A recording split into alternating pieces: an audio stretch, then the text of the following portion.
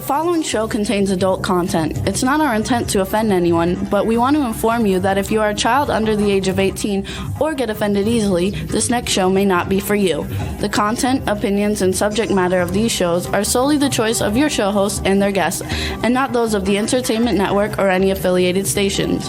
Any comments or inquiries should be directed to those show hosts. Thank you for listening.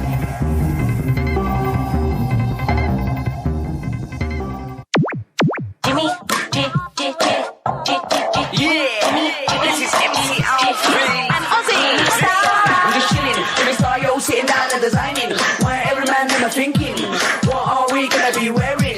Yo, I'm a Liverpool MC, you can't test me, big up the girls inside the party, let's get down to crazy Jimmy, big up myself and known as Alfie, the one and only, the Turkish MC. Always love the clothes of Jimmy. Bitch, I'm your wanna be, Jimmy Star's new celebrity. We'll take you out to Jimmy Star's. Hey ho, what's up everybody? Welcome to the Jimmy Star Show with Ron Russell. Bringing the good times in music, fashion, pop culture, and entertainment. We should move this up a little bit. There we go. And you should move in a little bit because you're not out of the picture. So what's up, everybody? We got a great show for you guys today. It's going to be a lot of fun. We have two great guests. Get your foot off the thing. My foot's not on it. It doesn't roll. That thing doesn't roll. Now we're crooked. They'll push this back. No. There you go. So we're fighting already. The show hasn't even started. I mean, when we're straight on it, so much better. No, I like it angular. Anyway, so we got a great show for you guys today. First off, we've got writer, director, producer Adam Marcus coming on. His horror movies have gone to #1 at the box office worldwide when they come out. It's going to be a lot of fun, and he's written them and directed them. So it'll be a lot of fun, and we haven't really had too many, writer directors on the show, so I think it'll be a blast.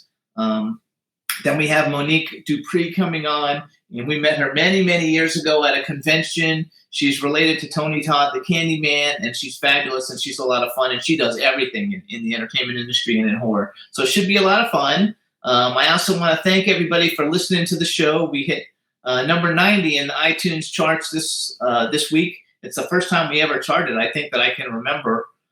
So we're number 90 under TV and film, and since most people don't listen to us on iTunes, it's a big thing. And so we want to thank everybody for listening, and we're going to see if we can get more people to listen to us on iTunes so we can go up the charts a little bit more. No.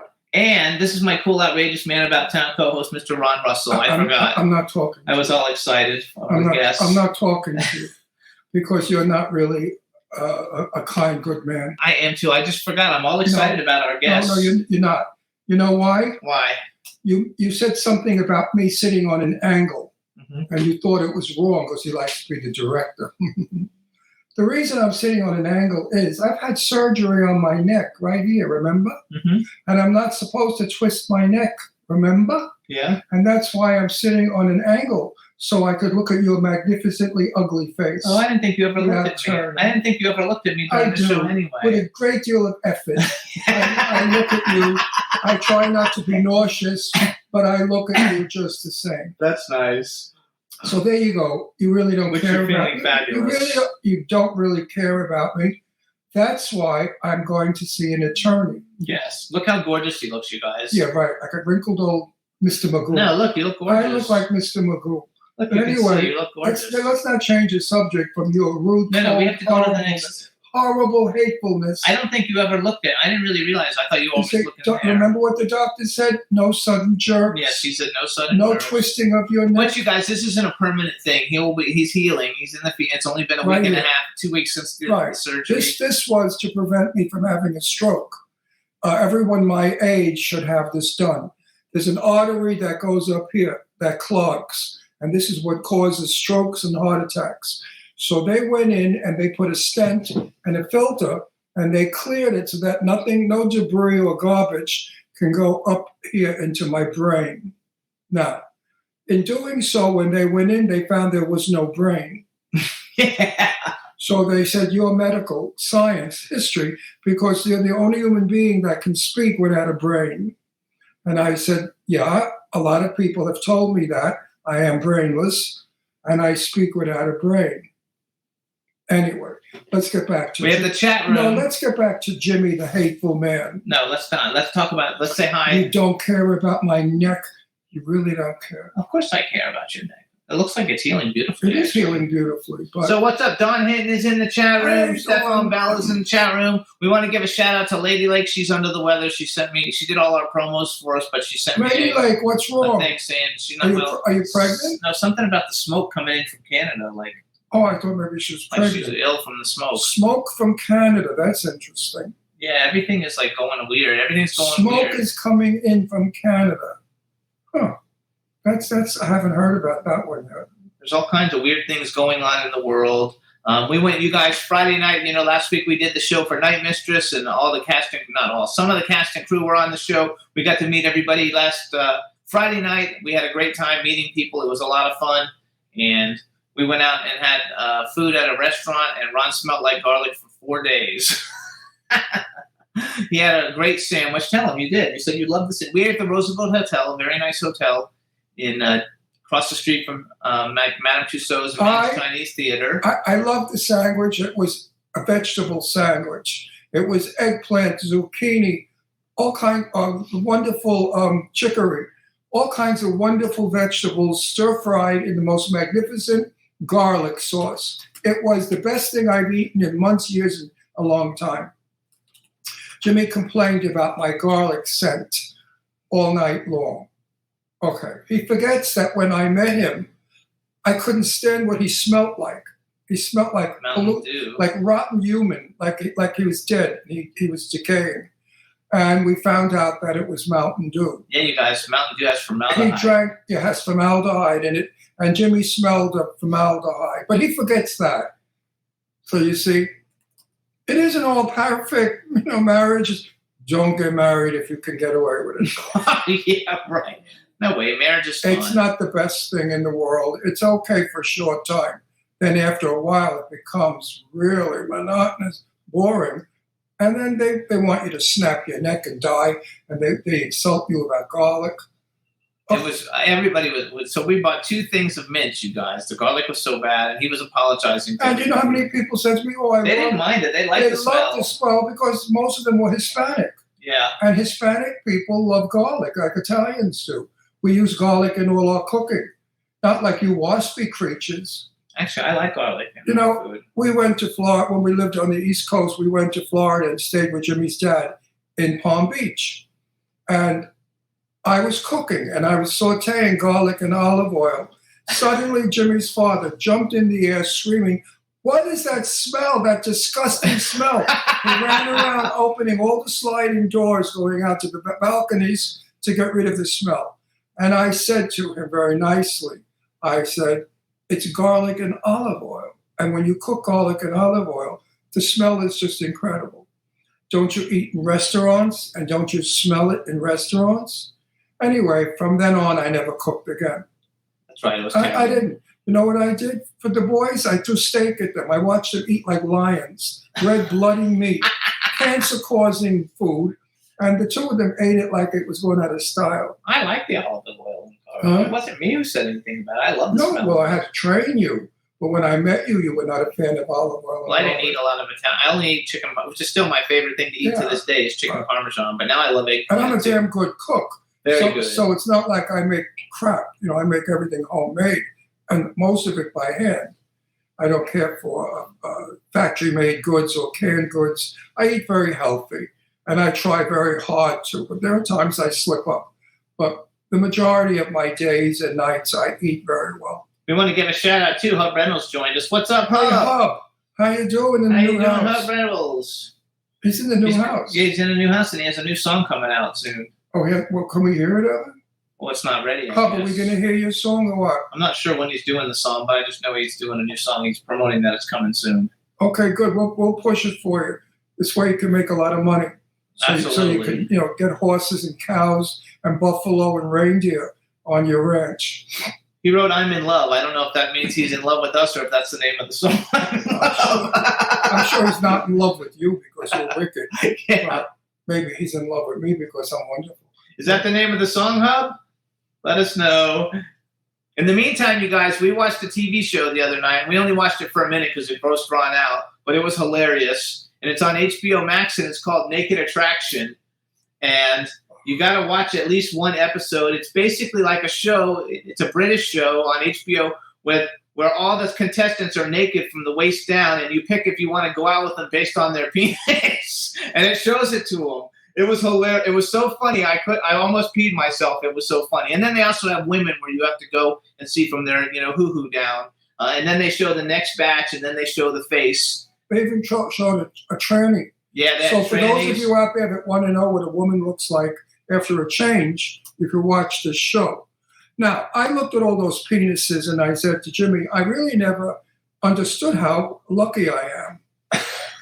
Because if they considered those penises big, well, it's very, very funny, you guys. It really is. I don't think it's funny. I think it's you were laughing. No, I wasn't. Not because I was laughing because my daughters were hysterical. But it makes fun of the human body because some of them are fat with big tits and they're bouncing and they make them jump up and down.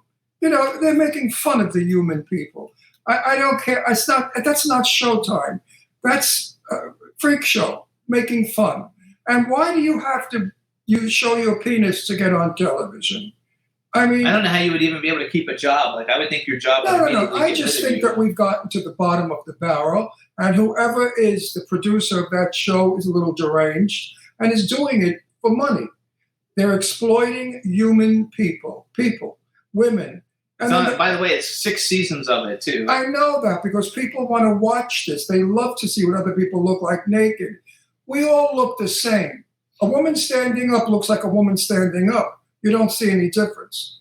And a man standing up with 6 inches, what's a big deal? They all have tattoos everywhere, though. It was just... They're all uncircumcised because it's England. Nobody cuts in England. They don't circumcise there. So for those of you out there that get repulsed by a dick that's not circumcised, you're not going to enjoy the show. And for those people out there that love uncut, I guess they'll love it. I recommend watching just one episode of it just to see it because it's really very, I don't very recommend funny. watching it at all because you're going to give it a rating. I think it's demeaning. I think it's without any kind of purpose, talent. There's no creative writing, photography, music, storyline. It's just 6 men standing there naked. Anyway, check it out. Where the hell have we arrived in show? We also want to welcome B. Claudia. Thank you so much, B, for making all the graphics for the show. You rock. We love it. And welcome, B, to the show. I had something else I was going to say then, and I just forgot. Isn't that weird? That's because you got penis crazed. No, I'm not penis crazed. But it was fun. B sent me a video, too, I think, of something. But no, I have not seen the new American Horror Story yet, Don, but I am going to watch it. And everything is like good all the way around. Also, we want to just let everybody know, too, if you want to go to Halloween Hotness or just promote, you can go to Halloween-hotness.com. Is that a hyphen or a little dash? Halloween-hotness.com. Graduated 6th in his class. I forget. He's asking me who got kicked out of high school. Really. So what was it? Is it a hyphen? I think it's called a hyphen. You don't know what a hyphen is? I get confused. I don't remember. And you say you graduated 6th in your class. Doesn't matter. That was fucking... Your ass graduated 6th. I'm almost 60 now. That was like 40 years ago. Please. I remember 40 years ago better than I remember. I know. 10 minutes That's not so good. He keeps bragging.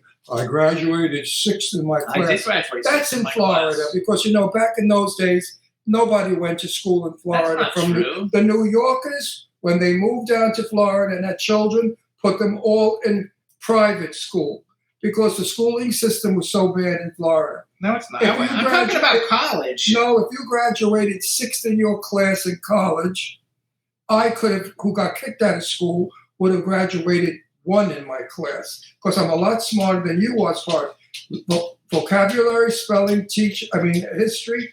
I know more. Jimmy, come on. Anyway, I did graduate 6th in my class.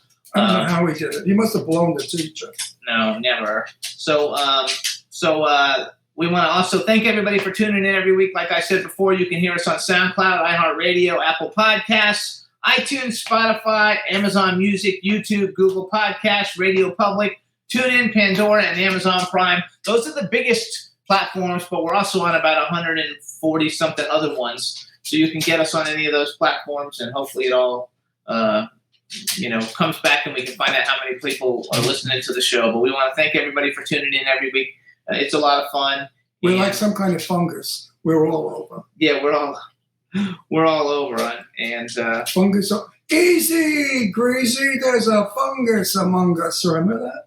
No, what is that? Okay, in Florida, they never had those things. New York, Brooklyn. What is it called? Easy, greasy. There's a fungus among us. Yeah, I don't even know what Easy, greasy. Okay. Greasy was a sleazy, greasy guy. Okay.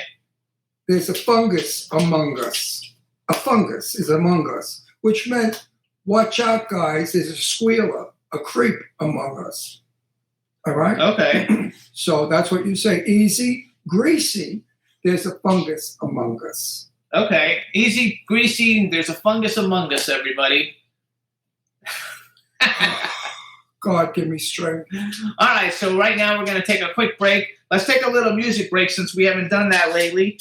This is JCap. The name of the song is Cost Me. And hopefully I'm going to send a little text message to our guest, and we should have a guest hopefully when we come back. So here you guys enjoy JCap, Cost Me. We'll be right back.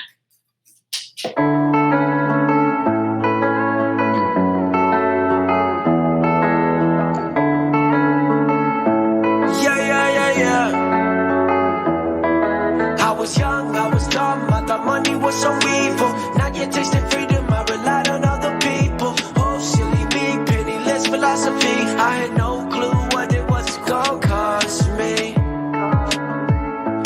Yeah. Gonna cost me.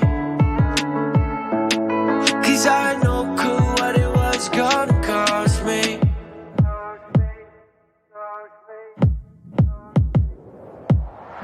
Fresh up out the mama's house, I started cruising. Didn't realize that course for losing. Yeah, I make dollars every time the phone rang. Thought it'd be enough, didn't know I needed change. I'd make it rain. Each night I was so cool. Didn't save for dime, I was so full, yeah. And I was brand new to it. Didn't realize I was blind, so stupid. How was I to know when I would never listen? I had to hit the bottom without a pot to piss in. I had to lose my whipping to get all my shit get tripping. I can't just fantasize on the life I wanna be living. It was never gonna be given. That's just how I had to learn it. And now I know the truth that I gotta go out and earn it. I have my ups and downs. In the end, it's all progression. Took me long enough, but I finally learned my lesson. I was young, I was dumb. I thought money was so evil. Now you're tasting freedom. I relied on other people. Oh, silly me, penniless philosophy. I had no clue what it was gonna cost me. I was young, I was dumb. I thought money was so evil. Now you're tasting freedom. I relied on other people. Oh, silly me, penniless philosophy. I had no clue what it was gonna cost me. Yeah. Gonna cost me. 'Cause I had no clue what it was gonna cost me.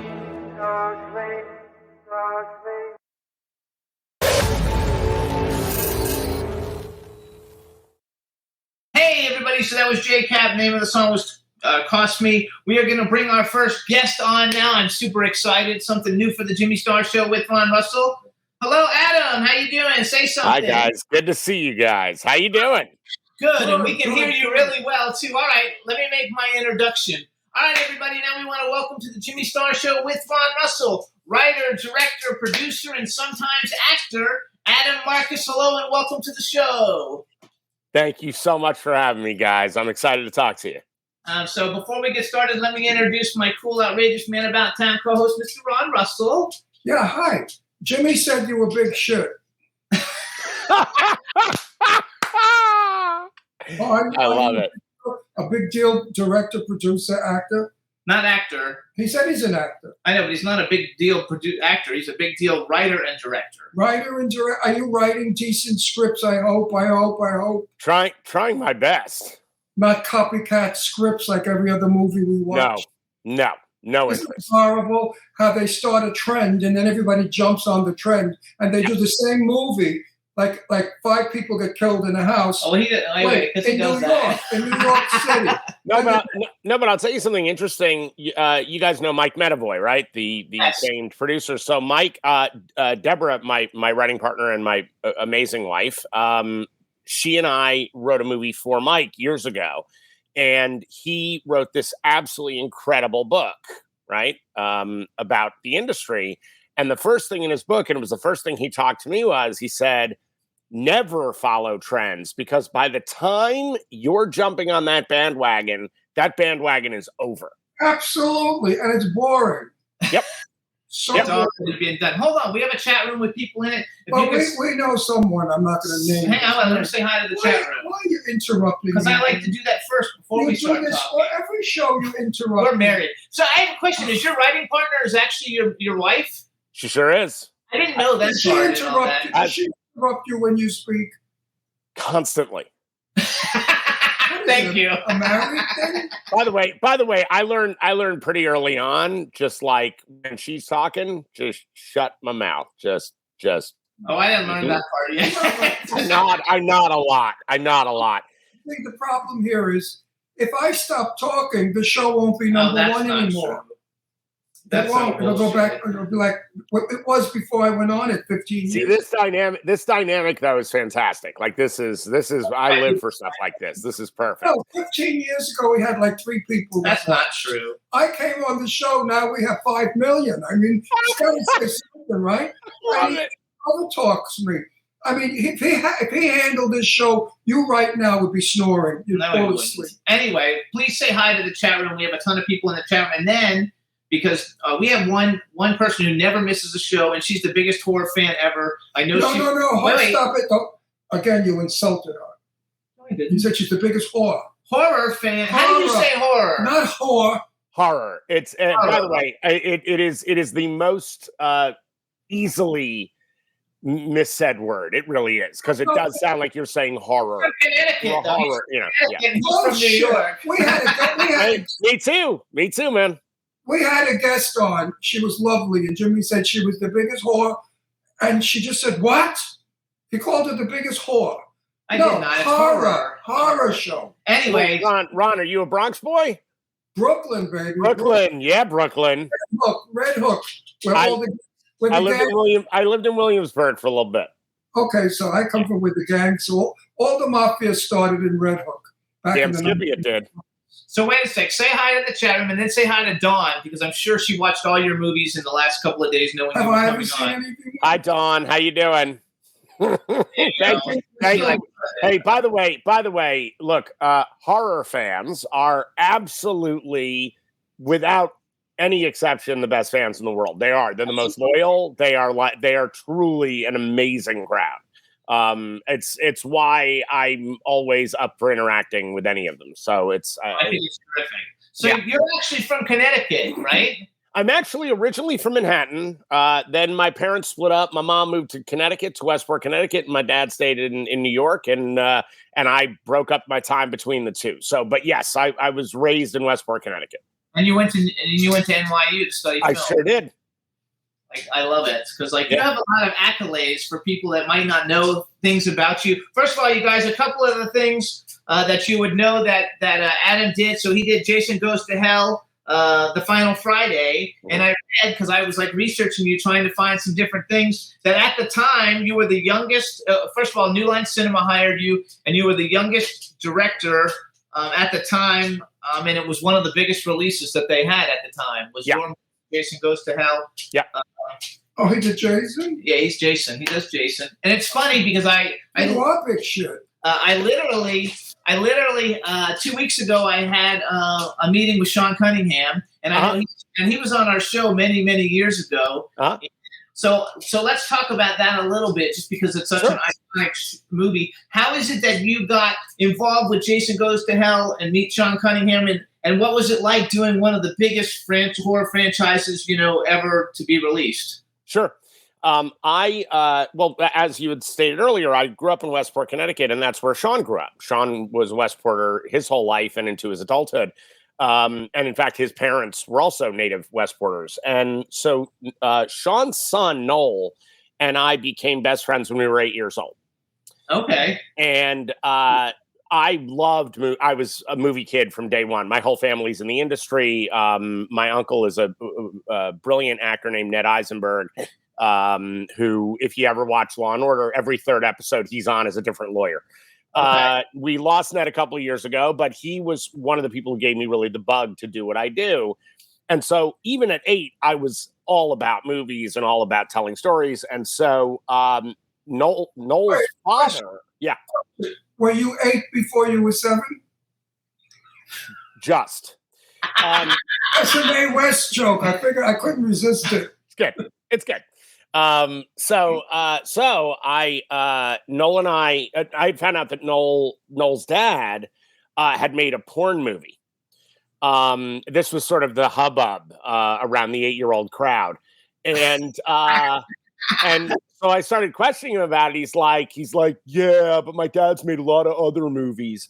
And come to find out, he had made Last House on the Left. And I had never seen the movie, but I had heard of the movie and I knew how notorious it was.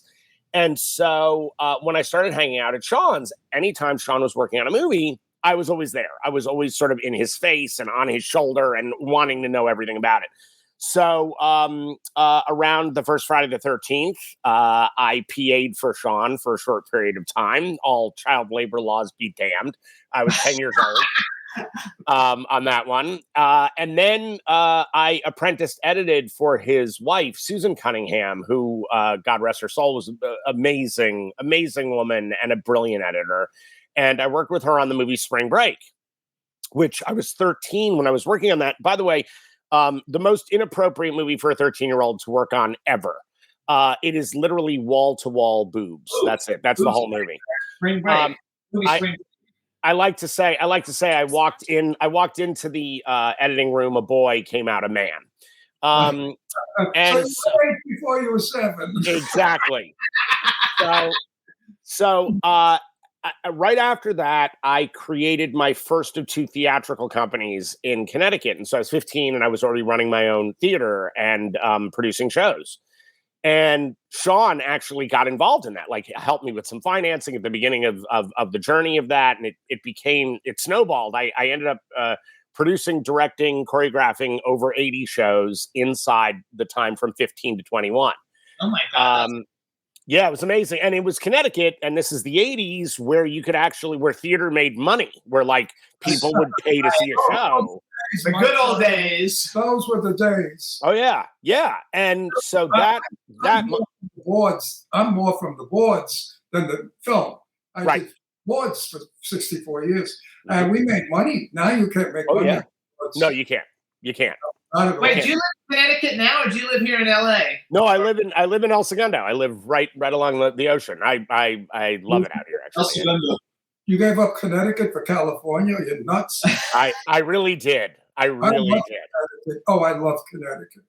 It's the most beautiful state. It's extraordinary. But in February, I'm really happy to be here. No. What's nicer than fire, snow outside, and cuddling?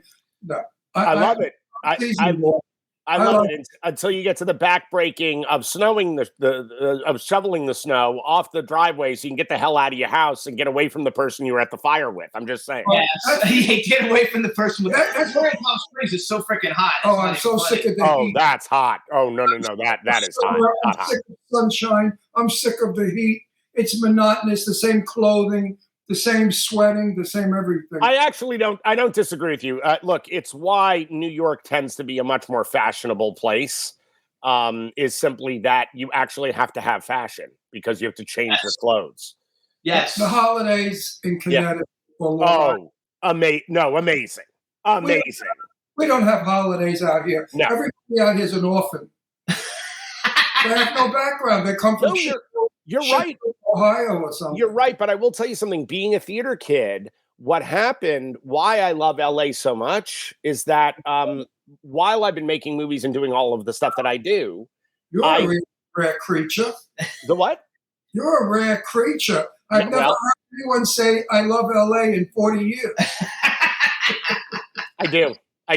But I'll tell you why, because there is a really specific reason.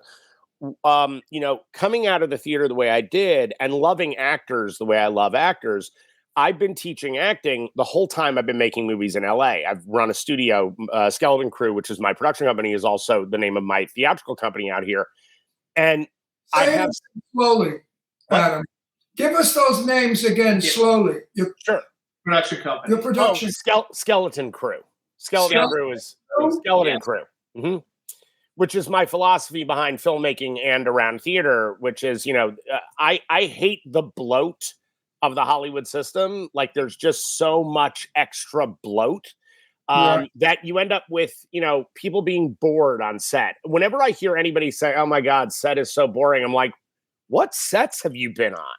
And get out of the business. Well, honestly, if you're sitting around, if you have time to sit around on set, that's a badly managed set.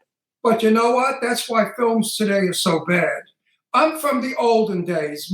Listen, my first movie was 1959 with Sophia Loren and Tab Hunter, okay? Okay, great. No one was bored. No one sat around bored. No. You know what we did? We kept working our lines to see if we could improve them because now we had the people we're working with in the same spot. So I would say, not to Sophia, I wish I could have said it to her, but I would say to the other actors, this is the line. What can we do with it to make it a little better?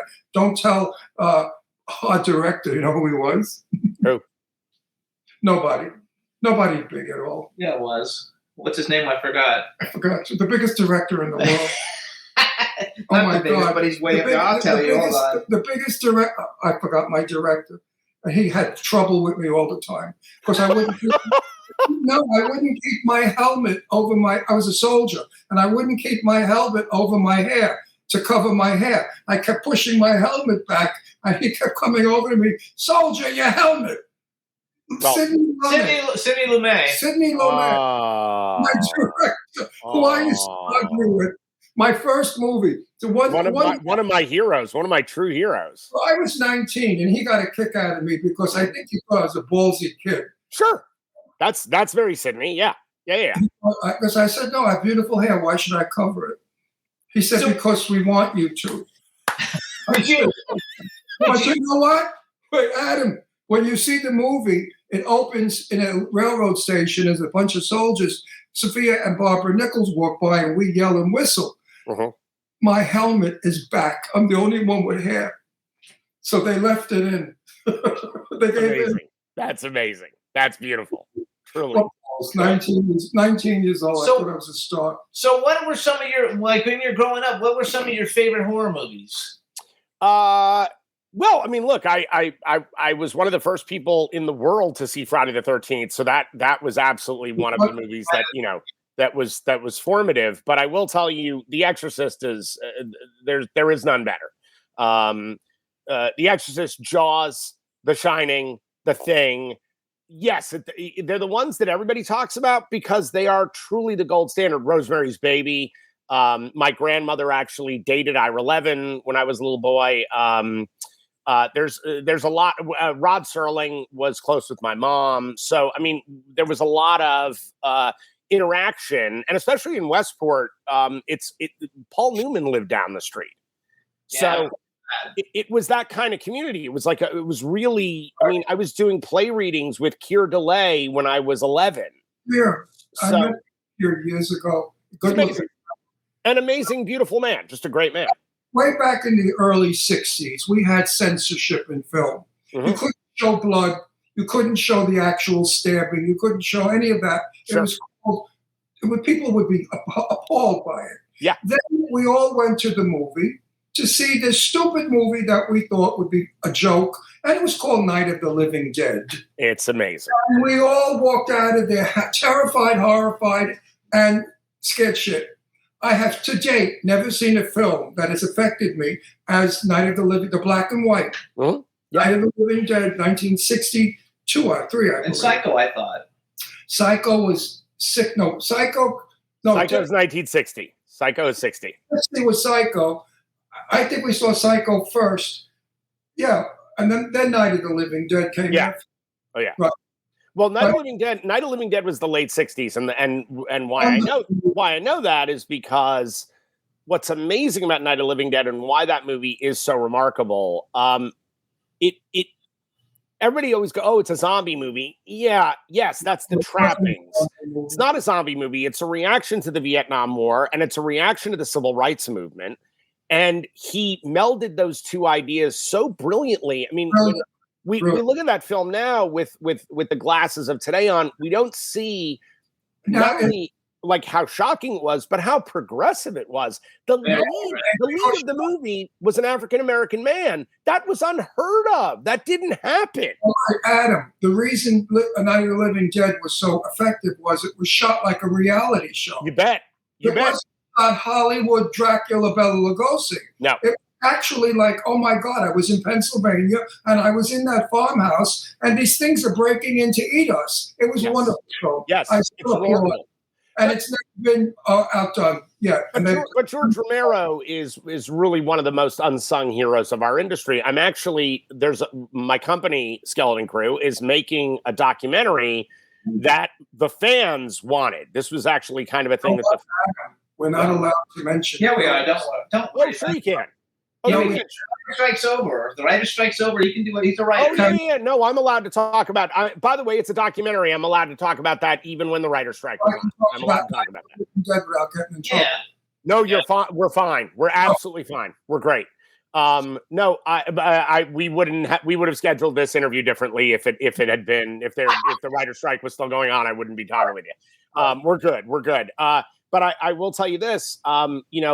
When back to George Romero, my company is making a documentary about the making of my first feature, Jason Goes to Hell, when I was 22. It's ridiculous. And so the guy who's directing the film is a guy named Michael Felsher, who is extraordinary talent, brilliant guy. He's worked on over 400 documentaries, but he was George Romero's personal documentarian for the last 15 years of his life. And so I have gotten a window into, I met George several times, but I've gotten a window into this guy. I mean, the kindness of the man. Like when you look at his movies, you're like, is this guy going to be a monster? Couldn't be more the other way. And by the way, that includes guys like Wes Craven, who I was around growing up as a kid. Who very cool. I'm very good friends with Caroline Williams, and she was in Texas Chainsaw Massacre. Yeah. And also, do you know Rob Lucas? I don't know Rob. Anyway, he introduced me to George Romero many years ago. Yep. And we've had George Romero's other son, George Romero Jr. Yep. We've been on the show a bunch of times. I just think that what he did? He made a black man star in a movie, and that was shocking. Because a black man had not starred Night of the Living Dead. I know, he said that earlier. Oh, I'm embellishing it. Okay. You know what? We have an expression in Italian. 2 fingers in your eye, and you know what? You're never going to see again.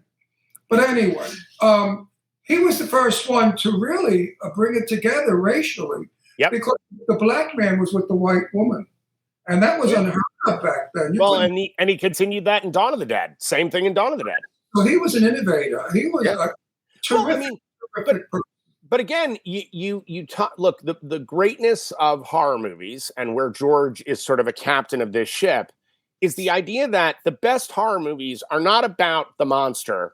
It's about a social issue that the director or the writer is really excited about, and they give you this giant scoop of scares, right? This scoop of ice cream on top of all these vegetables. So you have no idea that you're getting your vegetables while you're eating all this delicious ice cream. But The Exorcist is about the breakdown of the American family and loss of faith in institutions. The Texas Chainsaw Massacre, much like Night of the Living Dead, is about the Vietnam War. That's what it's about. These filmmakers, the best of us, react to things in our world, in our social landscape, and then they cover it with all this like yummy stuff that the audience wants to eat up. But when you come back to it, Dawn of the Dead is about commercialism run amok. They all go to the mall. Where do the zombies go? The mall. Because that's the place they most loved when they were alive. But people today are without imagination. In my day, we had something called anticipation. Mm-hmm. A film had anticipation. We would see a dark room and hear a creaking door, and our imagination terrified us. They don't know how to do that today. And I tell so many of my friends that are directors and producers and actors that we need more of imagination. You just can't have everybody getting chopped up, blood flying all over. It's boring. We've become desensitized. And sixth in his class. Okay. I said it right. Desensitized. You said it right. So I've never seen one of. Have I ever seen one of your movies? Have I ever? Well, you've seen other Jason movies. He's not too big into the slash you know what, wars. Adam? I'm in them. I'm in all the horror movies. You know that, and I hate them. When they do blood on the set, if I'm not in the scene, I leave. I've got a movie for you guys. I think you'll love it. It's called Secret Santa. It's the last film that I directed, and it's the movie I'm most proud of. It is a Christmas haramedy. Sounds good. Sounds creative. It's really it's very funny. It's funnier than it is scary. It's called Secret Santa. It's Santa. We have a lot of older people that watch our show, and they don't hear too hot. No problem. Secret Santa. Haramedy means it like a horror comedy. Yes, it is. It is. It's a horror comedy. It is the horror movie for. It's the horror movie for people who hate horror movies. Oh, good. I don't hate them. I hate the killing, the bloodiness. I don't like the knives in the throat. Or I don't care for that. Here's the thing: we have bloodiness in Secret Santa. I guarantee you, it's going to make you laugh rather than wince. I look away. Last night we were watching something that friends of ours. What's her name was in it? Who I love. She's gray-haired now. She's no longer redheaded. What's her name is fantastic. What? We watched Reptile last night. You know what I'm talking about? I don't. It's a new movie on Netflix. It just came out. I forgot her name. Your daughter was in a movie with her. And I sat next to her. Frances Fisher. Frances Fisher. Oh, she's fantastic. I love Frances Fisher. Fantastic actor. Yeah, brilliant. She's a sweetie pie. So we watched the film for her, and it was. It wasn't very good. The film wasn't good, but the idea could have been good had the writer not been so anxious to jump from story to story. It was just okay. You know what? I believe in character. Tell me about this. Now you're a director. I'm a writer. I don't care about the writer part. Right now, we're talking to the director. If I said to you, "Yeah, Adam, I need better character development," what would you say to me? What do you mean from the standpoint of direction? From my script, Adam, what can you do to make me better? Because I don't care for the character development. There is no character development. There is no. That's it. That's the problem with all the indie films. There's no character development. My point is, people get killed, and we don't give a shit about them because we don't know them to care about them getting killed. You are preaching to the converted. My whole argument, my entire career has been. I don't understand why our audience is going to give a crap about anybody leaving this movie if we don't. We have to spend time with them. Guys, look, you've both seen the original Alien, right? Yeah. Okay. The first act of Alien is 48 minutes long.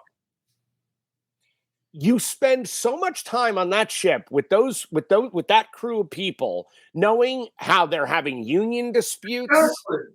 All the stuff that's going on in their lives, so that when one of them leaves the movie, you're like, no, I love that guy. Yes. By the way, the Rosemary's Baby, 49 minutes. The Exorcist, 47 minutes. Now everything is 25 minutes. I need that first act to be 25 minutes. And I go, why? The audience isn't begging for that. You're telling us that because you made a movie once where that worked. Yeah, we've had Michael Biehn and Lance Henriksen both on the show. I'm pretty good friends with Kane Hodder. He's been on the show. Oh, Kane's my man. What are you kidding? That's my guy. I know he's your man. We met Aaron Gray a couple of times. So let's go from Friday the 13th because the people in the chat were freaking out. They want to talk about Texas Chainsaw. So another great film that you did, Texas Chainsaw 3D. Good film, cast Alexander Daddario, who's a huge star now. Dan Diego, Trey Songz, the singer. Bill Moseley's been on the show. John Dugan, Scott Eastwood, Marilyn Burns, Richard Reel.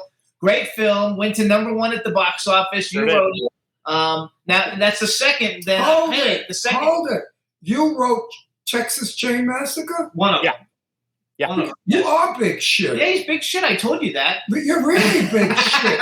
You're like a big super pile of shit. You're fabulous. No. You know what? Jimmy has bracelets. You know what the bracelet says? Jimmy's the shit. No, Jimmy Star is the shit. Love it. And I said to him, are you kidding? You wear that? That's so degrading that you're shit. He said, no, it's a compliment. It's the shit. So if I tell somebody they're shit, that's a great compliment. The way I started this show, I was a clothing designer, and I would go to horror conventions, and I would give. Nobody cares. Yes, he does care. People do care.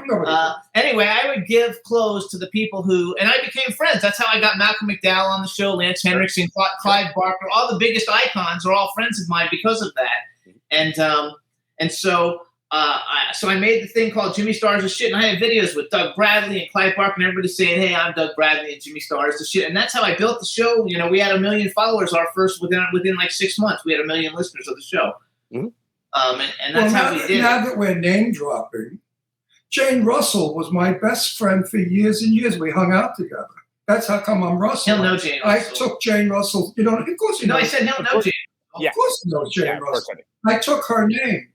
Yep. So when we went out, they thought we were married, or I was her son sometimes. See, I thought you were hanging out with Kurt Russell. No, but he lives down the street from us, actually. Kurt and Goldie. Yeah, they live right down the street. Down the road. So let's go back to Texas Chainsaw 3D.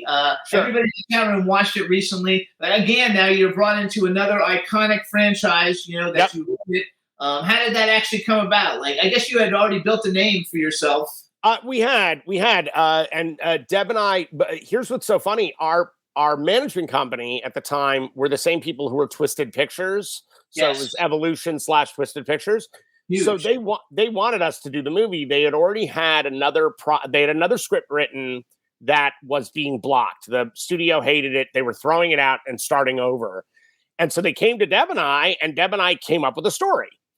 And next thing you know, they wrote it up in a 2-page document, our story, and gave it to 17 different writers. The studio wanted to see everybody on this movie. And we were like, but we wrote that story. What? Why would you go someplace else? Exactly.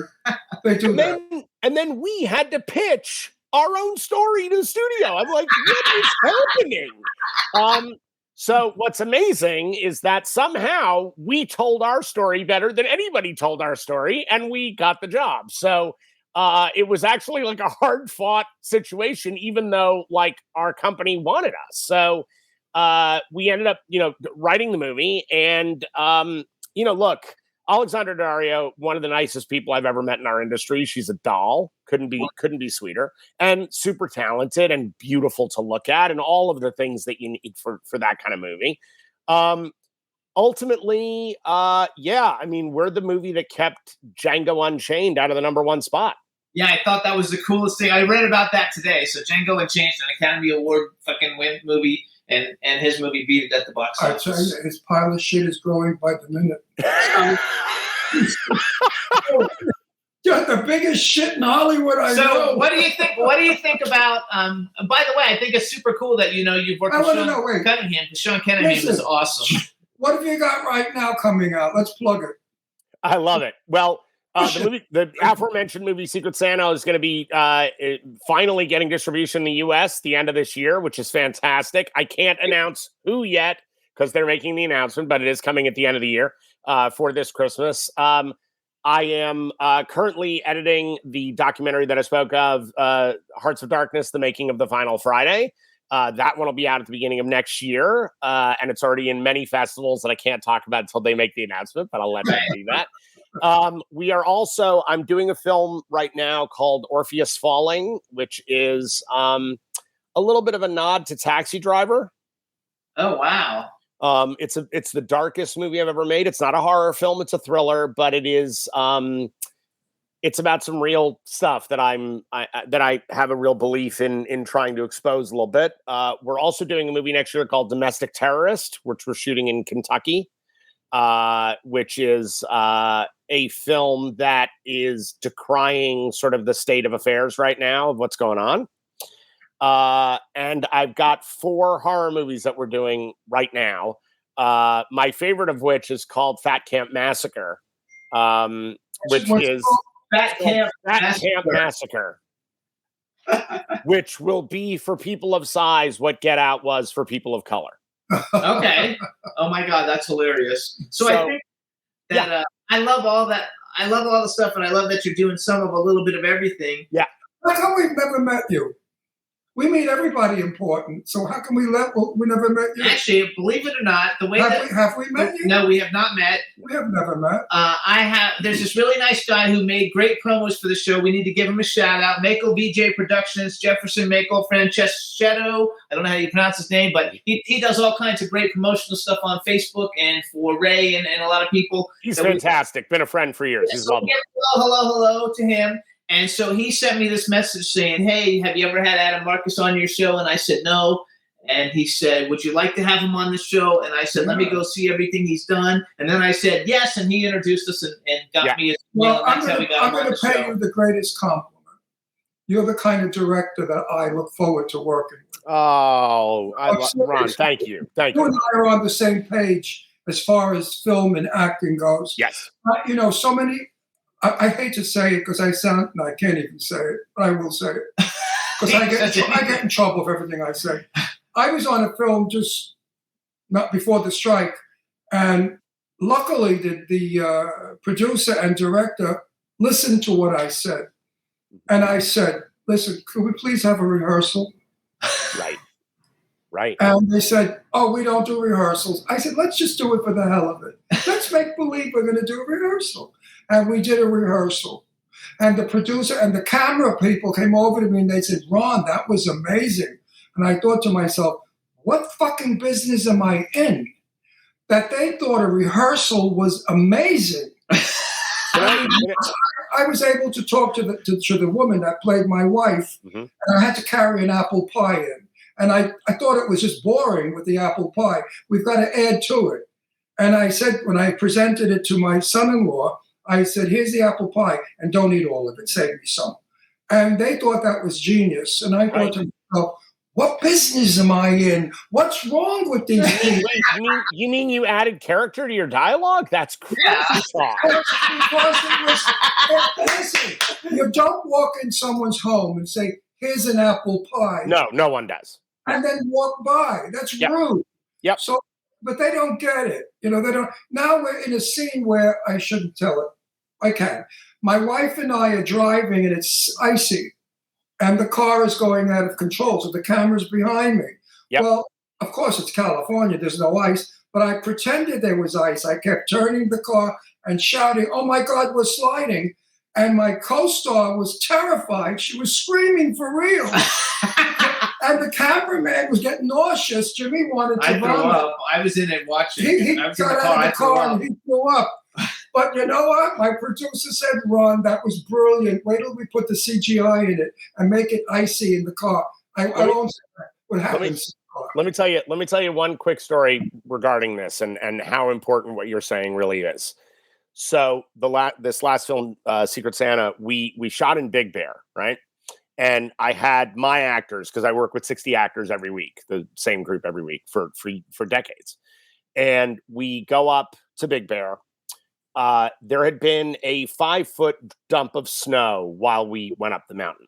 So we got stuck, right? We were trapped inside these 3 houses that I had rented, one of which was the house we shot in. So I have 13 characters almost in every single scene, right? So the whole movie is this concentrated group of people in this house. We would shoot all night because the entire shoot was nights. We would shoot all night, and then everybody go to sleep at 6 a.m. Everybody wake up about 2 p.m, kind of stumble around getting to breakfast. At breakfast, we would start the first rehearsal of the day. And everybody's sitting around this huge table where I wanted everybody to sit together. I wanted all meals to be together. We're all sitting together, and the actors would take out their work for the day, and we would start glibbing. First, we'd do a glib of the scenes. Then we would do a full rehearsal. Then they'd go off to makeup, hair, get ready, feel good, exercise, do what they needed to do. By 5 o'clock, they're inside the house again, and we would stage the scenes, but again, in rehearsal. Still running lines, trying new stuff, trying some improv, all kinds of stuff. I was able to shoot a 90-minute movie in 11 nights. And then how much? 11 nights. That's 11 it. I had nights? 11-day shooting schedule with 13 people in almost every single scene. That's a miracle. And that's what rehearsal gives you. If you actually look, directors in the 80s, because of music videos and then into sort of the Michael Bay area of filmmaking, directors suddenly became cinematographers. I don't know why or how it happened, but it did. You and I hope you don't think I'm bullshitting you by agreeing with you so much. No. I hear the way you're speaking about No, it. I do love you, Adam. Of course, on my show, you know how many fights I've had with people? I bet. Never agrees. I was in a movie. I swear to you, I'm not lying. And I said to my director, I said, okay, so what do you want me to do? I said, where are my marks? He said, we don't have marks. I said, you don't have marks? Well, what would you like me to do? He said, stand by that dresser, walk across the room, go to the curtain, pull the curtain, look, then go open the door. Where's my camera? I don't see a camera. He said, it's up there in the corner. I said, no, that's a security camera. He said, no, that's our camera. I said, Wow. It was a robot camera. Wow. It was scary. Well, I had to tell you what happened in that film. I was so unhappy. But so I want to go back real quick. So you're doing the documentaries. First of all, we've had tons of Friday the 13th people come on the show. Yep. Literally. Ken Kersinger. We just had. Tell him the story about the lady in the bed. No, that's not. That's different. That's Freddy Krueger. But he might like the story. Okay, hold on. Well, so I used to be really, really good friends with Steve Dash before he passed. Yeah. In Florida. We just had CJ on the show recently. Great guy. Basically all kinds of people from the show. So it is such an iconic, and I collect horror movie memorabilia, and I also collect action figures. So I have a 7-foot Jason, that's mechanical. That you probably have shit like that. I literally have the exact same thing in my office. I got it at Spencer's Gifts, literally like 25 years ago. So it's like a really good one, not like the cheesy ones they make today. Yeah. Just to tell you a story. So we had Amanda Wiss. I love Amanda. I'm friendly with her. I love Amanda. And we were talking about it, and he doesn't. This is many years ago, and he wasn't that familiar with horror, and so we were talking John. to her and interviewing her, and she's a great person, but this is the first time she had been on the show, and he said something like, as long as the thing that freaked me out most is that movie that has the girl in the bed and the blades come up and kill her in the middle of the bed, and he had no idea that that's who it was. Love it. I'm critiquing that scene. And she's like, well, that's me. She went hysterical laughing. I had no idea it was her. But that scene is just, very, very brutal. Yes. Oh, yeah. It's terrifying, and I feel bad for young people that see that. I remember when Psycho came out, all the women that we knew told their husbands, come in the bathroom with me. Yep. And we would take a shower. They were afraid to take a shower alone. So I think that bed thing terrified a lot of people. I have friends who are effects artists who do like makeup effects, and they will literally not go into a pool because of Jaws. I believe that. So one of the first people that I became friends with in horror, a long time ago, was Tom Savini. Sure. And I've known Tom since I was 11 years old. Sure, yeah, since you were like a little kid. So he was one of the first people that we met, and we know a whole bunch of different ones from it. But what I thought I would do real quick, I want to brag for a couple of the movies that you got that I went on IMDb and I was looking at them. Yeah, because you've done some cool ones. You have a movie called Let It Snow. That was a big Sundance. That was a big Sundance hit. That was Sundance hit, and it was the return of Bernadette Peters. So you got to work with Bernadette Peters. Oh, I know. I sure did. And I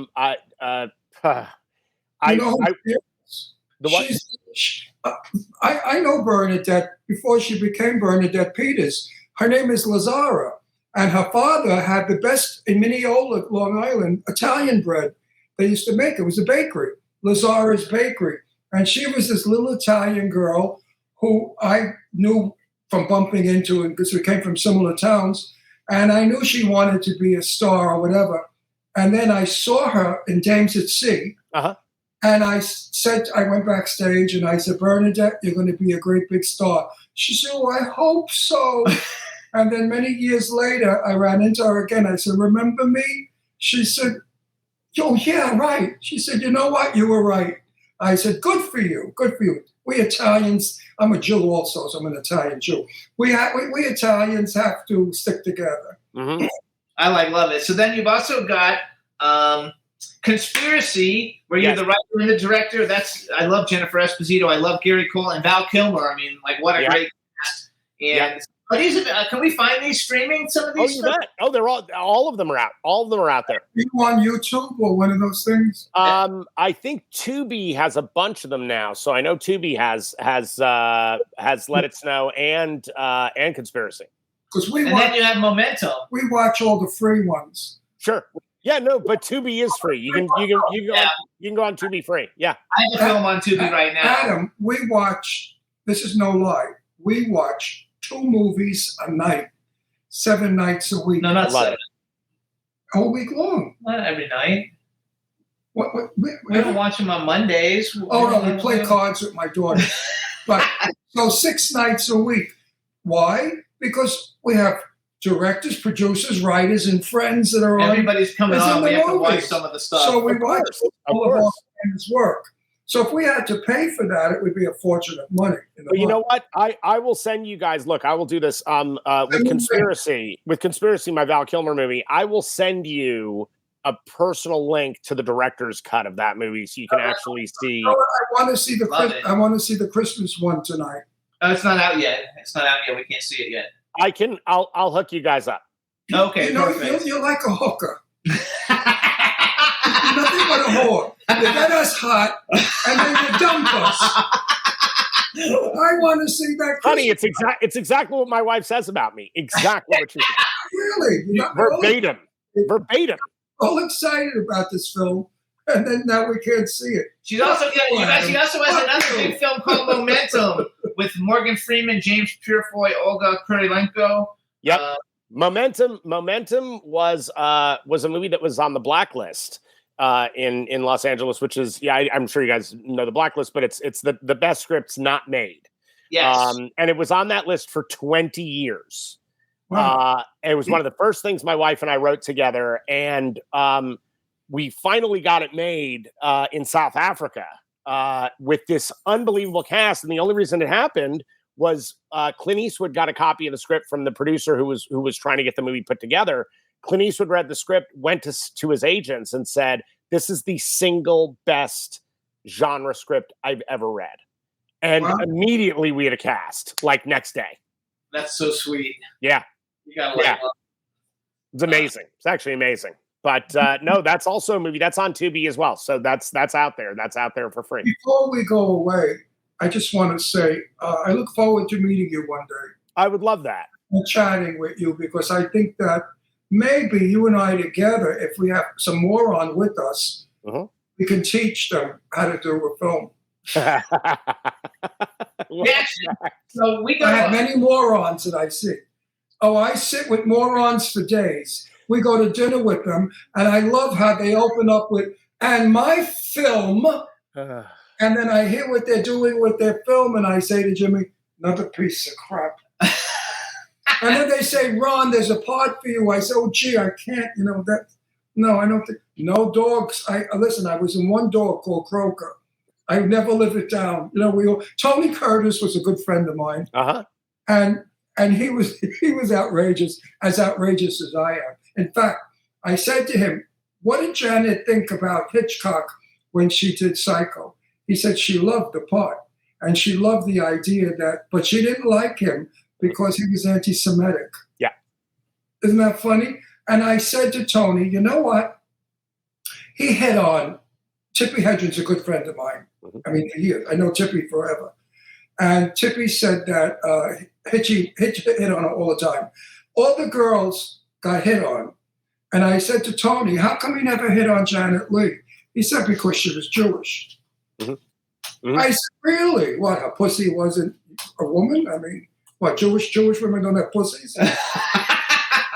I mean, what, they got what, mechanical devices with teeth? By the way, Tony Curtis, I met Tony Curtis right after Jason Goes to Hell got made. I was a child. and the two of us were on a Spanish language variety show in Miami that neither of us had been told was strictly Spanish language, and there would be no English interpreters. And at the end of the show, the two of us have been on this panel for 40 minutes. We don't know what the hell's going on. At the end of the show, everybody danced. And Tony Curtis is across from me. The two of us are dancing. And I went, "What are we doing?" He says, "Don't worry about it. Just keep dancing." Just keep dancing. Like, okay. All right. He has the best sense of humor. So good. So Of good. anyone I've ever met. I said to him, you know, I read your book, Tony. He said, "What'd you think?" I said, "Well, you said you were gay." He said, "No, I never said I was gay. I just said I have sex with everybody." I like sex, so I love sex, so I don't care who they are, men or women. I just have sex. A lovely man. He really was. Such a He good was a guy. funny guy, Yeah. a wonderful guy. And I was at the convention center in Palm Springs at Jane's table, and I'm sitting next to Tony, and it was 4 days of hilarity. Mamie Van Doren comes into the convention center and says to me, "Where's Tony Curtis?" I said, "Oh, believe it or not, Mamie, he's right next to me." So I bring Mamie by hand to Tony. Tony was in a wheelchair. So he said to Mamie, "Come sit on my lap." Mamie sits on his lap and he grabs her long hair and he covers both of them. And I hear her laughing and I hear her saying, "Oh, Tony, you're still a filthy pig." You gotta love it. He So was the best. And he said about Marilyn Monroe, he said the poor thing, she was always on her knees. I mean, he was like me, very outspoken. He didn't care. And he got in trouble a lot. The both of us got in trouble a lot of times. So when we're coming, if we have a cool event that's in LA and it's not going to be a real shit, because I do a lot of things. I produce movies and we do the show, but my everyday bread and butter is I'm a publicist, and I'm a really good one, and so we get invited to a lot of stuff. So if we can, maybe we get a cool one that wouldn't be embarrassing for you to go to, that you would enjoy, and then we could meet you. I would love it. We'd love to meet you. I think it would be a lot of fun. And you'll have to go to the movie that's going to make me a superstar. Do you ever direct? Hang on, I'm promoting myself. A little bit of bullshit here. Okay. A little bit of bullshit. I'm in a wonderful movie with a fabulous script. For once. Wow. I'm crazy about this movie, and it's a feature film. Major stars, big stars are in it, and I play the father to the lead, who's a major star. And I think this is going to put me on the map. And I know you're going to beg to have me in one of your films, but I come, I get $1 million a picture. Yeah. Sure. I don't work before 10. Absolutely. I understand. My dressing room is on the set. Sure. And I'm on weekends. Yeah. Right. Do you ever direct other people's things if someone has a budget and they come to you and say, "That's and you where like I was it"? Going. Stop it. I do. I do as long as I love the material. That's everything for me is material driven. If it's something that I'm like, "Oh my God, I can't walk another day on this planet without making this movie," yes, then I will absolutely. Adam. Okay. Now he squeezed it out of me. Oh. I'm really soaping you up. Love it. You know what I mean? Ass kissing. I don't ass kiss, but I'm ass kissing you now. I'm letting you know ahead of time. I have written a script that is fabulous, that everybody that reads it wants to do it. It's about a Jewish woman in 1943 who's a bookie, married to an Italian. You can't tell the whole thing. No, married to an Italian who's in the mafia. Right. It's a black comedy. Sounds amazing already. Very, very Brooklyn in the humor and funny. Set in 1943. I think I want to send you the script, and I'm thinking maybe I want to work with you. And also playing my wife, we're thinking about Jennifer Coolidge. So she plays Jewish wonderfully. Yes. My wife is very ethnic. Lainey Kazan was originally going to do it, but Lainey is not well. She's not. So we had to renege on Lainey, and I know Lainey 45 years. Mm-hmm. She's a good friend. The other reason I asked that for his film, and also just because it's like I have 9 films in different stages of development right now that I'm producing, and But I get people coming to me all the time asking me if I know any, really good directors, and most of their stuff I would never even approach you with because I tell them I can't even, this shit is terrible. But if I get a really good one, absolutely good one, I would love to have. I am always on the hunt for a great screenplay. Everyone that's read my script, Paul Savino was going to play the mafia boss, but we've lost Paul. Yes. But everyone that's read it said it was adorable, it was funny, it was wonderful. What it is my father used to always say, the trouble with the Second World War was we did not fight the Nazis. The Jews did not. The Jews succumbed to their bullshit. Right. And there's no heroes. So I wrote this script where my wife is Jewish, but she becomes a Jewish hero. And if you read the script, you're proud to be Jewish. And that's what it's about. I love that. And there's a lot of message in it about what was going on with the Nazis in Nazi Germany. Mm-hmm. So it's not it's politically correct, but it's not a political script, but it's about how frustrated the Jews were in this country that they couldn't do anything to get rid of that son of a bitch, Adolf Hitler. Yep. Hey, I'm a bar mitzvah Jew, so this hits me right in my heart. Marcus is not Jewish. Marshinsky is, though. Oh, yeah. So, you guys, this is Adam Marcus. Please check out all his stuff. A lot of it's on Tubi. His Instagram is @AdamMarcus13. He's a super talent. We're so happy that you came on the show today. Again, thank you, Michael VJ Productions, for hooking us up. We're going to become great friends, and we want to thank you for taking the time to come on the show. We had a great time. Thank you so much. You guys, and everything they say is true. You guys are the shit. Thank you. He's the shit, not me. I'm a superstar. Remember, I'm Adam. I'm a superstar. I get $1 million a pick. Yeah, got it. And wait a minute. Much. And my name goes above the title. Of course. I wasn't. Why would I even question that? We'll work together, Father. I want to see your collection one day. All right. Thank you so much, Adam. We'll see you soon. Adam, thank you. See you soon, guys. Thank you for having me on. Bye-bye. Bye-bye. All right, you guys, real quick, before we bring on our next guest, we're going to play the trailer for Texas Chainsaw 3D real quick, just so people get a chance to see it. It's a great show. So, Juan, take it away, Texas Chainsaw 3D, and we'll be right back with Monique Dupree.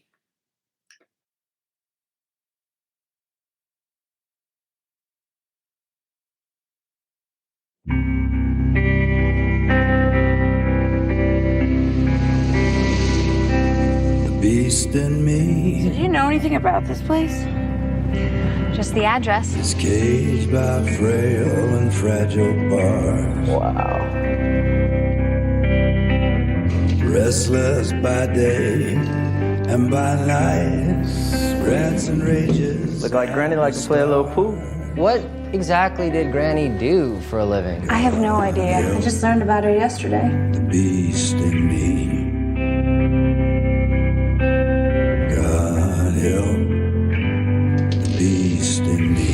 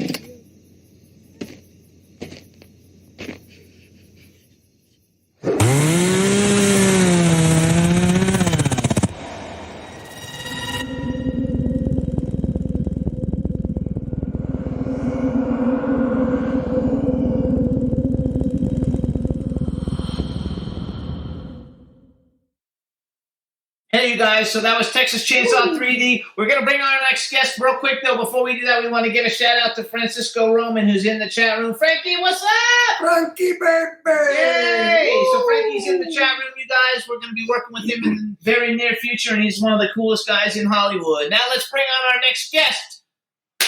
Hey, Monique! Oh, my God! Get out of here!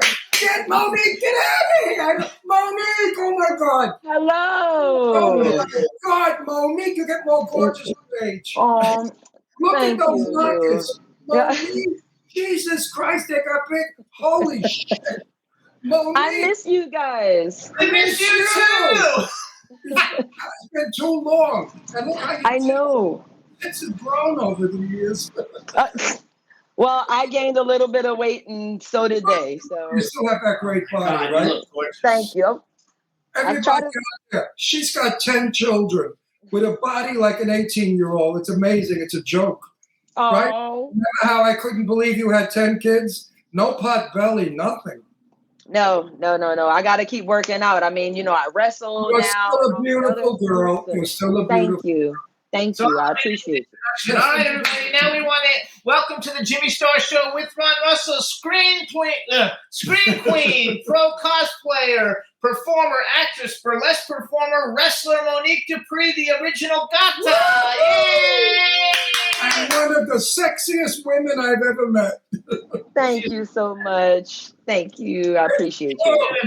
And we also want Where the fuck have you been? I haven't seen you anywhere. Well, I've been doing everything. I had never calmed down. We just haven't crossed paths. I don't know why.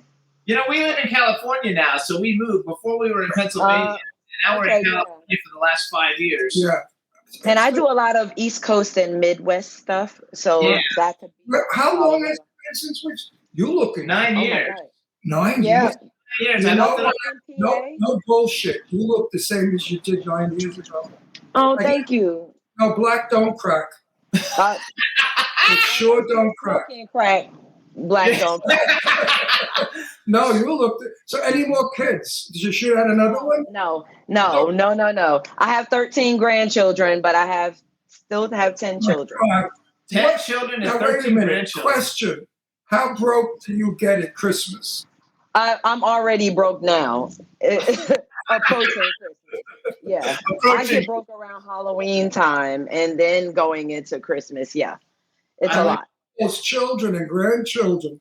Yeah. Wow. Thank goodness for when I go to conventions, though, I bargain shop and grab things up for Christmas. Yeah. Because, they all love horror or, everything that I do, pretty much sci-fi stuff, video games, all of that. So yeah, I luck out. I negotiate with people when I'm at conventions.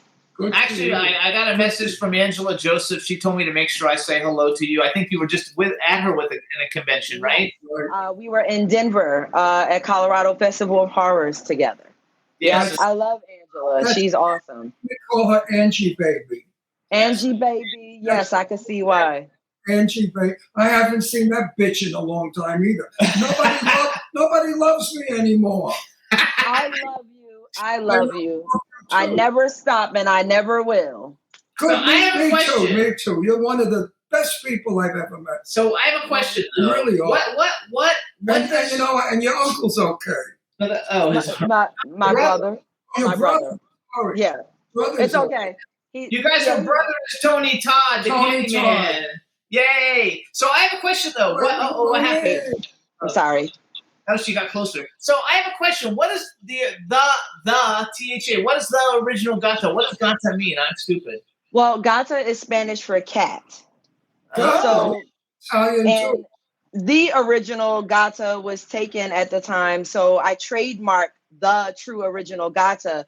That's why I use the whole title, because I paid all of that money to have it. Yes, yeah. So I better use it, right? I love cats. As you know, I've talked to you about this before. I'm a huge cat lover. I have tattoos of leopard print and everything. So cats mean a lot to me, and I feel like having cats actually saved my life earlier on in my life. So I kind of worship them like vast, Tell us the story. How come? Well, I had a rough childhood growing up, and a cat followed me home one time. I was in elementary school, and I mean, it followed me into the building, onto the elevator, and I just kept talking to it. And oddly enough, it reminded me of Michael Jackson because it was black and white. And I'm not even going to get into that, but it truly reminded me of Michael Jackson. So I asked if I can keep the cat, and I was told that I could, even though she didn't like cats. And that cat kind of became my lifeline. I didn't have friends. I didn't have people that I could talk to. I just basically communicated with that cat, and it was like I don't know, a love grew of felines since then, and it's almost like I communicate with them. Really feel close to cats. I mean, I love dogs too, but I'm really a cat person. You have So, cats? so tell me, why do you think you had no one to talk to, friends or anything? Well, I didn't. Well, growing up, I was a very different person. You won't believe this, but I always felt like I was an ugly duckling who became a swan. You know, I was very awkward. I was like, the straight A student, the teacher's pet, and just nobody wanted to talk to me. And my mother did not treat me well. And so, I ended up living with my grandmother, who it was the best. My grandmother and my great grandmother, they were the best people ever, period. But when I lived with her, it was just kind of rough for me. And I just communicated with cats, This sounds like our very good friend Lily McLeod. You know who Lily McLeod is? I know that name. Singer, Lily McLeod, the singer. She had a similar background to yours, and she became super famous because of her upbringing. And she said, had she had a soft upbringing, she wouldn't be who she is today. Exactly. Exactly. Right, Monique? Yes, I feel the same way. I mean, I wouldn't be. I'm a go-getter, as you know. So Right. I don't ever sit down and relax. I see something that I want, and I go for it. Especially when I have the passion and drive, determination. But I don't feel like I would have had that had I not had the upbringing. So something positive did come out of it, and I have no regrets. It's just, it is what it is. Well, you're far from an ugly duckling, and you're not fat. You have the body of Jack. You're beautiful. You have a great personality. And I'm not blowing smoke up your ass either, because I don't do that. Right. You know me. I know. Yes, you do. You're one of the most exciting people to be around, because you're full of camp, you're fun, you're intelligent, you're talented. Girlfriend, you got a lot going for yourself, so forget the past. Enjoy the moment, because you sure are in the moment. I appreciate that. I don't appreciate it. I don't care for that. Just say, yeah, Ron. No. I mean, you don't have to appreciate what I say. Who the hell am I? Just some gorgeous young white man. You're definitely gorgeous and young, darling. No, seriously. So what are you doing? Are we dancing? Are we burlesquing? Are we singing? I'm doing a little bit of everything. I finished a movie. Well, I have a few movies that I'm going to be working on, but with the strike and everything, there's just been things have kind of come to a standstill with that. So in the meantime, I decided to kick up my horror themed burlesque dancing, also my wrestling. I still do that a couple of times a month. It depends on where I'll be at Impact Wrestling for Bound for Glory, and I'm also in the Chicago area, East Peoria, for New Wrestling Revolution.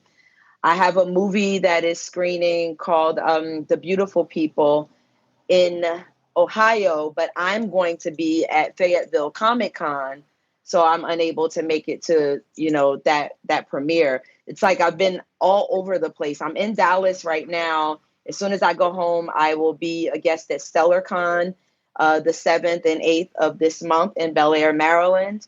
I've been doing my convention run heavy because I have so much to promote, Sure. So you're an actual wrestler, though, right? You're not the pretty girl who holds up the thing. You actually No. I actually wrestle as well as valet. These days, I mostly valet. I come out with the wrestler. I talk a lot of smack, you know. I'm always the heel. I love being the bad guy. I mean, in film as well. I don't know. I've been typecast as the bad guy, but I actually like it. Well, you can't really be a wrestler with those boobs because nobody could get close enough to you to strangle you. I have to tape them down.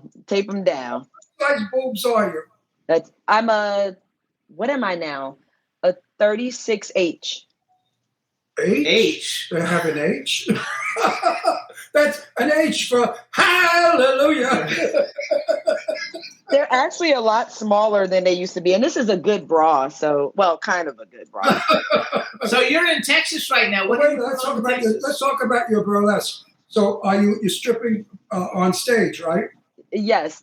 It's not necessarily, well, I guess you can say it's stripping. You're not a private stripper. No. I'm a burlesque performer. So if you saw one of my performances, I come out with tentacles on, like a full-on horror-themed costume. And then I strip out of that to have another costume on that I strip out of into my pasties and my G-string. Jesus Christ, the men must drop dead. I mean, I don't want them to drop dead. They must have hard-ons that break through their She doesn't want them to drop dead. She wants them to pay. I mean, really. No. That part. I remember her body. I remember it. She had a little waist, a great ass, big ass, went out, gorgeous legs. I mean, she got a body. And her skin was like velvet. I remember you still do. Thank you.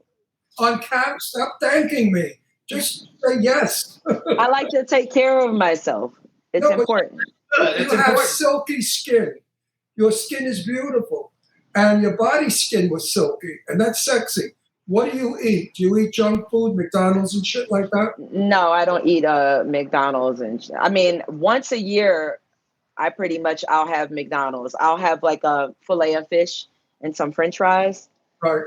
That's my go-to when I go. But I'm not a fast food person. I mostly meal prep. But when I travel, I just eat like chicken and salads, and it just depends on where I am. I can't eat broccoli. I love broccoli, but I can't eat broccoli. So I eat spinach and kale and, iron-rich things like that. That's why you have beautiful skin. And that's why you're not wrinkled. You know, Monique, I just turned 83. Get the fuck out of here. Oh, can I say fuck? I'm sorry. Yeah, we curse. You know what? And people say to me, how do you look so good for 83? Because I don't eat shit. You just look good, period. It's not for 83. You just look good. Yeah, because I take care of myself. Everybody can. That's why I'm sending a message out, by the way, to people that are obese or unhealthy. We have to get America healthy again. Too many people are overweight, unhealthy, and diabetes is almost a number one killer now. It is. But do you know a lot of people don't realize that a lot of people that have diabetes aren't even overweight. They just eat poorly. Yes. The sugar, the garbage. So it doesn't even matter what size when it comes to diabetes. It's just what you take into your body and what you don't take into your body that you need. A lot of people don't drink water. They drink soda and, high sugar things. Soda boy. Actually, I used to drink I drink one a day now, which may sound like a lot, but considering I was drinking like 2-liter bottles a day, now I'm down to one little bottle. That's pretty good. Okay. Everything else is water. Monique. Yeah. Monique, tell me to shut the fuck up if I'm going in the wrong area with you. Absolutely. Would you be willing to tell people your age? Yeah. I'm 49. Could you believe that? Oh my God. She's as old as Methuselah and she looks like a teenager. Look at her. 49, God bless you. Going to be 50. You look sensational. And I can't believe that. I'm just like. Did you breastfeed 10 kids? You got a milk station? No. So, funny story, if you don't mind me telling. My 30-year-old daughter, I tried to breastfeed her. She was my first. You believe it? I freak out from you. I tried to breastfeed her. My boob was so big that it was smothering her, and she wouldn't latch on because I guess she just felt overwhelmed. She had this tiny face, and I had like these huge boobs. like bigger than I have now. And she just wouldn't latch on. So most of them wouldn't latch on, but I did breastfeed a few of them. I mean, you got So enough. what are the Wait, ages? you got enough milk there to feed an army. What are your ages? So you go from Feed a whole 30 orphanage. to what? To 10. My youngest is 10. God, that's like... And everybody in between. So 10 kids, that's every 2 years. So the last time we saw you, you had just had a baby. That should have been my 10-year-old. Yeah. But you didn't look like you just had a baby. Well, because I worked out throughout my pregnancy. That's my next question. How did you get rid of the afterbelly? You know, you have I lost 82 pounds because I just didn't feel healthy. Because I gained a lot of weight and I just decided I needed to get rid of that weight. How'd you get rid of the 82 pounds? Just the first thing I did was I cut sugar out of my coffee and my tea because I love tea and I love coffee. But I cut sugar out completely. And then I weaned myself off of it, started drinking it black, sometimes with one creamer or something like that, but generally black. And I started to, once a week, I would take something away and add something to my diet. Because it's a slow process when you want to change for the rest of your life, as opposed to being on a diet, a fad or something like that. You have to slowly implement things for them to stick. That's very clever. So that's what I would do. I would remove something that I'm not supposed to have, and I would add something that I should have. And I just did that until I was acclimated, and then I would do it again. Remove something, add something until I acclimated to that. And I did it to my own, I didn't go like, well, I have to do this every week or else, or I have to do this daily. I didn't hold myself to that. I just held myself to the standard that I needed regularity. Once I had regularity, then I can move to the next step.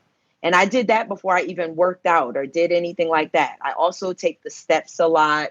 I worked out from home. I had paint cans and water bottles. I couldn't afford a gym at the time. And I lost 20 some odd pounds before I even saw a gym. So how long did it take you to lose 82 pounds? It took me 6 months. Wow, that's terrific. Fast. Hey, everybody out there that's fat, you want to lose weight? Listen to what Monique is saying. So let's go horror a little bit. Let's talk horror, because we had a big horror director on before you, and a lot of people in the chat room are into the whole horror thing. Well, Monique, where are you living now? I live in Baltimore and New York. Oh, okay. Well, we're moving to Southampton. Are you? Yeah. When? In the spring. Hopefully April. So you got to come out to the house for a weekend. Yes, I would love to. All over the Hamptons. You can meet a rich guy, a multi-millionaire. So she'll get rid of him and marry the No. We want to say hello to Anthony St. Thomas, hubby. Hello. We love you. Hello, hubby. Anthony, I still love you, Anthony. He wouldn't oppose it anyway, so. Yeah. What? That's hilarious. So, go ahead. Oh, okay. I was just gonna say. So let's talk horror a little bit. How many movies do you think you've been in? Horror movies have you been in? Because I think you were labeled like basically one of the very first Black scream queens, right? Yes, by Debbie Rochon, actually. And by the way, I gave Debbie Rochon the Lifetime Achievement Award in Colorado at Colorado Festival of Horrors. Very well deserved, and I love that woman. She's so great. much. She's great. She's been on the show many years ago. Like 10 years. She's amazing. But I think I've done. I would venture to say well over 100. Some of them haven't seen IMDb yet, but I've done well over 100 horror film projects or television projects. Lot. I love horror. I think it's my favorite genre. Me too. What are some of your favorite horror movies? That I wasn't in? Yeah, just in general. Well, I love the original Fog, which a lot of people are surprised about. Me talking about some of the films that I kind of grew up loving. I loved Christine. I think I loved that element of things that weren't the usual like slasher stuff. just like when Nightmare on Elm Street came out, I thought, this is amazing. You know, he literally attacks people in their dreams, something that we do all the time. You know, they turned into a horror. And, you know, who would think? I mean, you have nightmares, but who would think that like some burned man would come into your dreams and start like fucking killing everybody and everything? It was one of my favorites. Candyman, of course, the original Candyman is one of my favorites. I can't say a lot of horror movies of today necessarily. I'm still kind of a old school. I agree with you. I'm old school too. Like I'm having a heart attack that they remade The Exorcist and it's coming out. I think and also, I'm happy to announce Jimmy and I went to the red carpet event at Bang Bang Betty. No. Oh, that was a long time ago. Yeah, an all-black cast horror movie. No whiteys, all black. So I don't even know that I know that movie. I don't think that was really considered a horror. It was more of an action. It was about cops and guns. Well, Bang Bang Betty, and now they're making Bang Bang Betty 2, but it's all black cast. So finally, we've arrived in Hollywood where white people will go see an all-black cast. So thank God for that. That's something. That's definitely something. So they should put, you know, we're going to contact the guy. You should be in Bang Bang Betty because everybody would love to bang bang you. I would love to be in Bang Bang Betty and have everybody think that they could bang bang. Monique, I'm not bullshitting you. We're going to contact. We're going to contact the writer director, and we're going to give him who you are and what you are. $20 will put you in the movie. I bet, because the girl they had that doesn't light a candle to you. I will take that bet. No, seriously, the girl that they had was okay. But she was no Monique Dupree. No. Oh. No, if you're in Bang Bang Betty, the movie will do better. Well, they can't change Bang Bang Betty. Bang Bang Betty, she is Bang Bang Betty. I know they can't change her. But they could put her. But they could put, you could be somebody else. I could be in the movie itself. You'll be playing a gangster shooting people, so it's fun. Oh, yeah, that's right. Yeah, that's right up my alley. I swear to you, I promise you, my darling, I will. Jimmy and I will see if I can start getting you in some stuff because, like, I've got 9 films I'm producing, but I don't have all them. I'm working on money and stuff. But like, I have a great horror werewolf movie we're going to be shooting in Texas that I could probably like put you in. Werewolf. Yes. And so I'll see if I can like start working. You know why? Because you're something to look at. There aren't. There's no more Jane Russell, Marilyn Monroe, Mamie Van Dorens around. Right. I don't know who they are.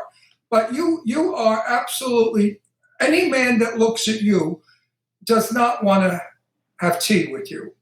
All right? Any man that looks at you just wants to eat you up alive. So you have that sex appeal that very few actresses have today. Like Marilyn or Jane, they had the sex appeal that men would go crazy if they just touched them. And I were just talking about this because I said, we have a lot of celebrities these days, but we don't really have stars. We're missing all the time. He says it all the time. We don't have sex symbols. Right. Do you know who Mamie Van Doren is? Yes, I do. And Jane Mansfield. Yes. And Marilyn Monroe, Sophia Loren. We had all these sexy men. Sophia Loren, yes. Oh, my goodness. So you have to promote yourself as the ultimate sex symbol. Because you know what? I never thought about marketing and branding myself that way, and that is an amazing idea. Thank you for that. Monique, I've been in your company, and I've watched you, and I see you, and I know shit from Shinola.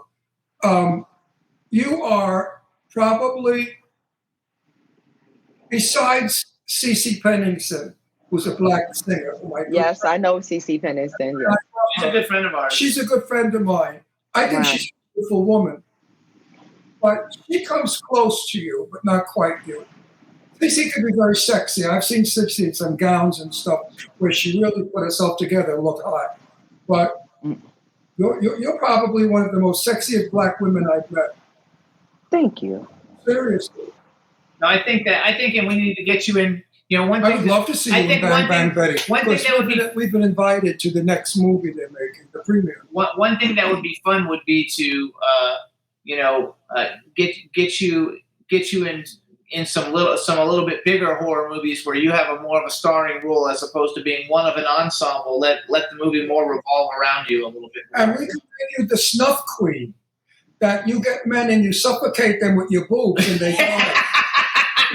They die from suffocation. Yes. I had one movie where my boobs had teeth and they ate the men. So you're kidding. Yes, that was a very, very, very independent film, but it's called Bachelor Party in a Bungalow of the Dam. And Bachelor Party in the Bungalow. And also, you did a bunch of Nukem High and Bikini Bloodbath movies too, didn't you? Yep, I did Bikini Bloodbath Christmas. I did Return to Nukem High, aka Volume 2. I did Shakespeare Shitstorm recently. That's been hitting the convention circuit. I was actually the straight person in that. I was that's from The Tempest. It's loosely based on the Tempest. And I actually played Caliban, who, as you know, in The Tempest is actually a black man. But when I auditioned for the role, I really wanted the role, and Lloyd thought that I had a strong enough presence to be able to carry that character throughout the movie. So that was actually a supporting character, and I was, out of all of the craziness that happens in that, like the whale shit and all of that stuff, I'm the straight guy. Monique, last time I saw you, if I'm not mistaken, you were sort of a redhead, auburn. Yes. Yep. Wow, you have a great memory. Yeah, well, if somebody he only remembers the people he likes. Believe me. Yeah. He can talk to somebody, and 10 minutes later, he doesn't know who the fuck they are. If he doesn't like them. They're not worth remembering. I think I prefer you with the auburn hair. Do you? I think it makes your skin glow better, and it's sexier. Black hair, Elizabeth Taylor wore it well. Right. I don't think anybody else wears black hair well. I think you're right. I recently played a mermaid where I kind of had like red auburnish hair, and everybody just reveled in that. I'm going to send you that photo just so that you can see. So I can see it. Because I used to be a hair colorist. Actually, I never made money when I was a kid. So I worked for some place in New York, one of the best salons, and I was a hair color corrector. I used to correct bad color. So people would come to me and say, "What's wrong with me?" And I didn't want to say you're fat and ugly with bad skin. So I used to say, your hair color is, well, you can't be too honest, Monique. I mean, these were like 60-year-old women, all wrinkled with big red lips. You know, what's wrong with me? You're over made up. But anyway, I think the black hair is just to everybody. It is. It is. I've been doing the regular, when I do certain burlesque shows, depends on what I'm doing. She froze for the first time. Oh, Monique. Oh, no, you guys, Monique froze. Juan, maybe bring her out and bring her back or something. I'm not sure. To see if we can get her to come back. I don't know what happened to her. Okay, there you go. Yeah, there we go. Okay, we froze. I think the red hair will bring you out more and individualize you more. Because CeCe Pennington, I told her the same thing. She wears wigs all the time. And she had a black wig on. And I said, you know what? I have to use an expression you're not going to like. But you look too colored with that black wig. You know, uncolored yourself. Look more. Then she wore a long red one. And it was awesome. She was so fucking drop dead in that red wig that I went out of my mind, and she agreed. Now CeCe only wears red. And when she got on the stage and she was singing, I got goosebumps. Look. Yeah, it was in front of like was singing, thousands of people. Finally, it happened to me. Yeah. Red hair in that gold lame gown with the tits hanging out. She was just theater. She was just movie star. So hang on to you guys. So Just if you can follow Monique, you guys. She's on Instagram at Monique Gata Dupree. So it's MoniqueGataDupree. Check out all her different films. So basically, let's go back to the wrestling thing for a second. So you actually used to be a wrestler, though. Were you actually the person wrestling with people? Yes. Yes. Did you put that septic thing in your nose? Not then, right? Because they'll hurt you. Yeah, I did. I dare somebody to touch my face. Don't. So what was your record as a wrestler? Did you win a lot? Never. You never won? No, because she used to trip over her boobs. How could she? No, I was never the winner. Even being a manager, usually the people that I would manage for wasn't the person that won. My job was to build them up and make them look better in their respective ways, to build up their character. So I was kind of like an accessory, which I don't mind being, because I also get to go out there and do something that I love, which is talk shit to people and have people boo me while I'm smiling at them. Nobody it's really awesome. That's her job, though. Yeah, but they don't. They boo you as they're whacking off. What are you? They're only booing me when I'm on television, but when they meet me, they're not like boo. They're like, "Can I get a photo with you?" What's Anthony doing? He's actually working on another poetry book and a novel. He's trying to get that whole thing straight. We travel together to the convention. So is he there now? Is he with you now? No, he's not here with me now. I'm here with my best friend. It's actually her birthday today. Happy so birthday. I'm in Dallas. Tell her that you said she lives here in Dallas. So sometimes when I do wrestling work, I pick Dallas over other places so that I can come see her and go to work at the same time. So are you wrestling? Are you there working? Are you working in Dallas? I am here working. I'm doing a surprise burlesque show. So I will be able to talk about it after I do it. Yeah, after you do it. So yeah. Well, it was a surprise. It was a surprise for me to come see her. She didn't know I was coming to Dallas. So I couldn't announce that I was going to be here at all. So I figured this is perfect. So after I do that tomorrow, then I'm headed back to Baltimore. And then I'll be at StellarCon in Bel Air, Maryland, the 7th and 8th. And then I'll be at Fayetteville Comic Con the 14th and 15th with Saint and with our 14-year-old daughter, who's a nationally known artist now. Oh, good. Really? Nationally known singing artist? No, an artist. She paints. Okay, good for her. Wow. Yeah. Did any of your 10 kids, are any of them following you into entertainment? Well, I have 2 artists. I have a singer. She's trying to get her life together with that. I'm trying to help her with that as well. She has a song that a wrestling company is interested in using for one of their talents. So I hope that works out. Fingers crossed with that. I have a gymnast. They're all over the place, but they're all in some form of entertainment. I love it. And how many girls and how many boys? 6 girls and 4 boys. Wow, what my oldest is actually moving to Reykjavik next year. To where? With her husband. To Iceland with her husband. The hell is she going to do in Iceland? Freezing, right? It's cold up there. It's cold in Iceland. Is she crazy? No, she knows. She's married to her husband from Iceland? Yes. Oh, that's why. Oh, that makes sense then. All right, so you guys follow Monique on Instagram. Check out all her different great, cool movies. I miss you guys so much, honestly. I do. When we move to New York. Yeah, once we're back in New York, we'll be able to see you because we'll go to some of the conventions you're going to be at anyway. And I'll be in conventions too, so or we can always just go out and have a bite to eat or something like that.